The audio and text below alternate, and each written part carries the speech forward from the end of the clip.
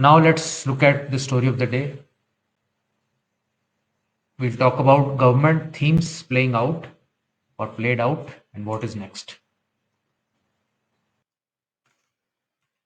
So before we move ahead, please like and share these videos if you like the content and do subscribe to the channel as well.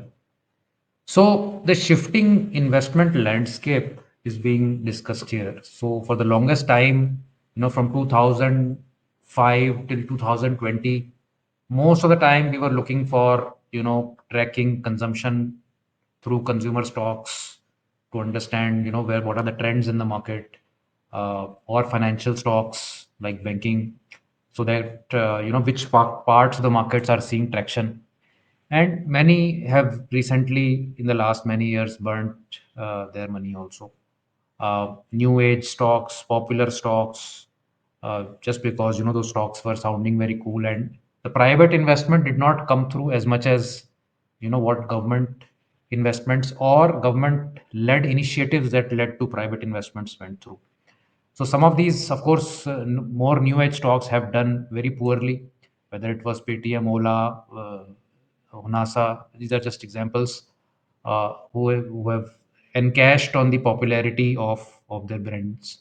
But the reality is that in the last 5 years, government has emerged as the biggest spender, where not only in public spending, but even in direct spending through government companies like the PSUs or the CPSEs, through public sector banks. They have also emerged as big winners through PLI schemes encouraging manufacturing. So government has really done perhaps a great favor to the Indian industry by emerging on the front foot in the last many years. And the investment focus has been there from the government side also, whether major buyers of gold, debt, and capital goods. Some data points for gold is not just specific to India but global, where annual central bank net purchases have gone through the roof. Uh, Earlier, they were nearly 500 tons a year. Now they are exceeding 1,000 tons a year.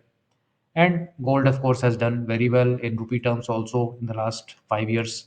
And in the when we see the investment focus and some sectoral impact, then BSC Industrial Index has given phenomenal return in the last 5 years, and you can correlate that to the extreme sort of government push towards more and more investments in these industries.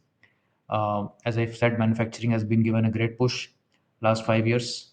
Capital goods also have gone up dramatically. Here, of course, some private investments also have done very well. Um, PSU banks have emerged as new winners, so there has been a great push for cleaning out the banking industry. The NPAs have dramatically reduced, and you can see the returns of the PSU banks have been phenomenal compared to Nifty, for instance.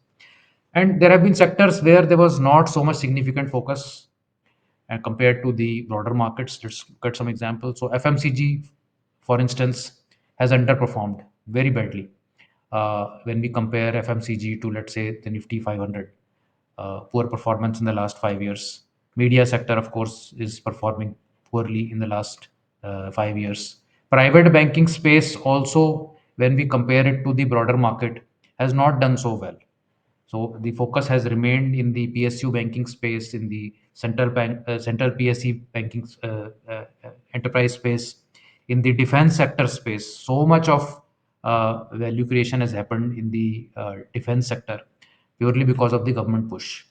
So uh, schemes like production linked incentive PLI schemes, renewable energy, 100% FDI for India made components, railway and infrastructure push, electric vehicles push. So many such schemes have basically led the growth forward for India, and that is why we are sitting at a point where the rest of the world is gasping for growth, and we are reasonably comfortable in our growth path. Uh, Key drivers of government spending have been to mitigate the negative economic effect of the pandemic. So, the success of the government needs to be highlighted here. That despite being in that situation where we were having to even feed uh, 80 crore people on a monthly basis. India has done well on that front without losing the fiscal maths. We have been able to diversify some supply chains away from China for global companies.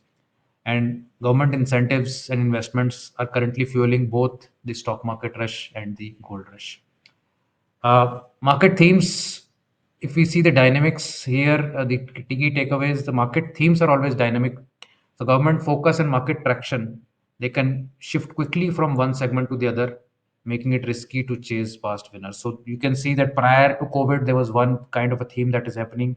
Post COVID, also two or three times, the key themes have changed, and hence late entry becomes very costly. So if one is chasing momentum after a very last stage of move, that becomes extremely dangerous. Just like you are, maybe when a trend is down and you are not willing to sell out at any point, but at the last stage if you are selling out, that is also becoming very very late. So investors often enter themes after most of the move is done, and they exit those themes after most of the down moves are also done. So late decision making perhaps is a reason of poor performance and frustration.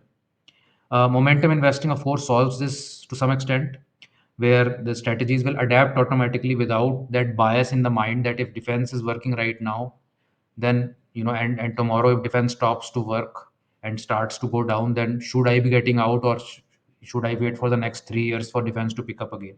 Those kind of confusions are not there in the market when you are dealing in an absolutely quantitative and crisp manner of decision making. So no emotions or no delayed decisions.